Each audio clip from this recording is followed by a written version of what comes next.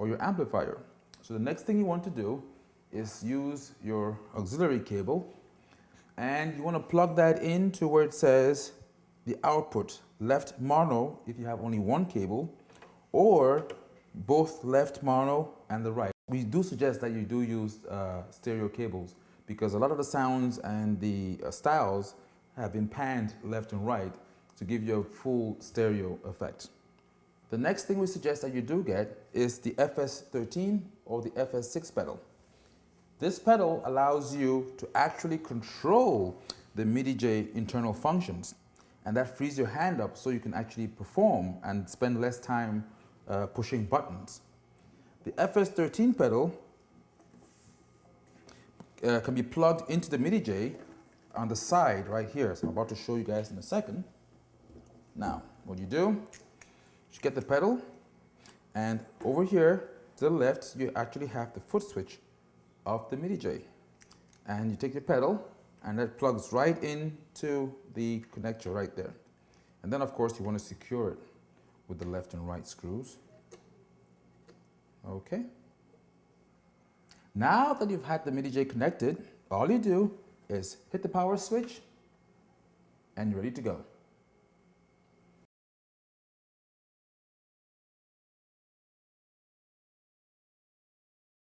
Creating text or lyrics or karaoke files with your MIDI-J. Now, a lot of you are out there wondering, but what is this feature used for, and why do I care to create text files or karaoke files for my MIDI-J? Well, multiple reasons why. First of all, for those of you who perform live, you might want to do away with all the text papers and musical books.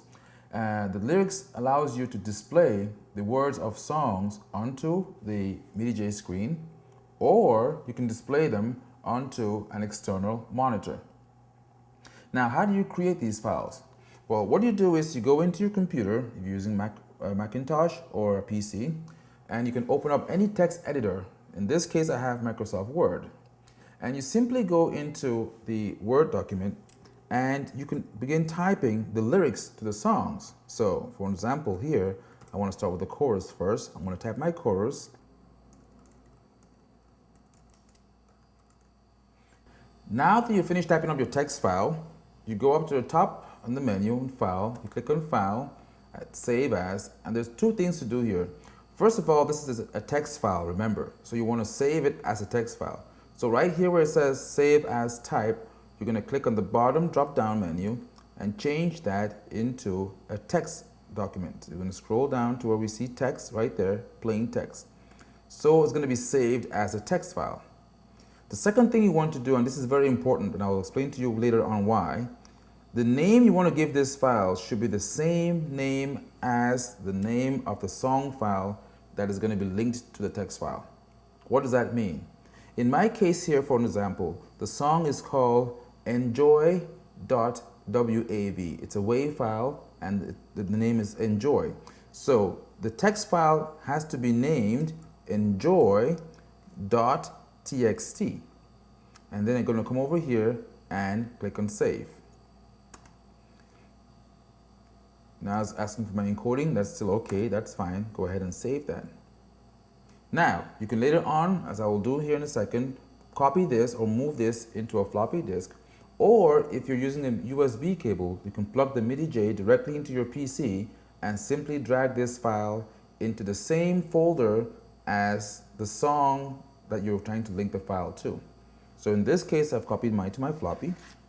I'm going to take out the floppy disk, come over here to the MIDI-J, and put that in here, the old school fashioned way. So you go over now, and I can simply click on the file and copy that into my hard disk, which I've already done. Now, you will notice when I now go to play that particular song in my C Wave Soca directory, I'm going to scroll down to the song Enjoy Yourself, which is right there. And as soon as I press the button Enter, the song starts to play. But guess what? It also displays the lyrics.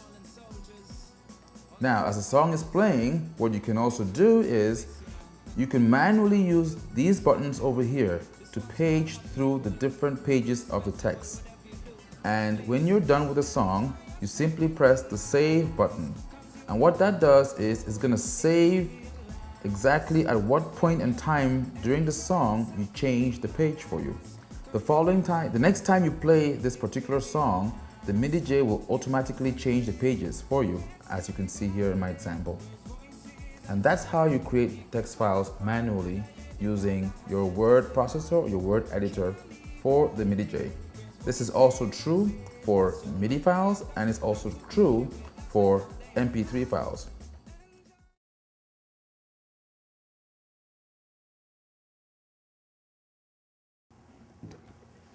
So I'm going to go ahead and I'm going to plug in our external monitor, and that goes right back here to where it says monitor.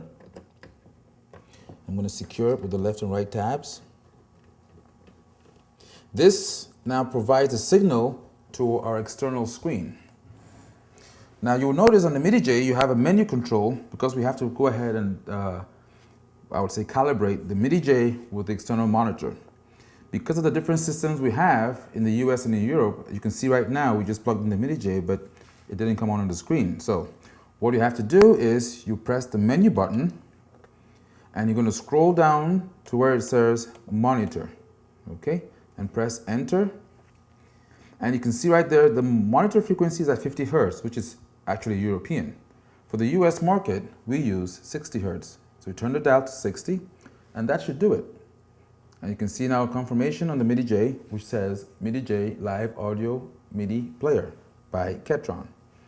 And while we're in this screen, I might as well show you a couple of other things as well too. We do have other parameters like the screen width, the height, the vertical and horizontal positions, the foreground color and the background color. And these are very useful for the karaoke feature. In other words, you would like to have the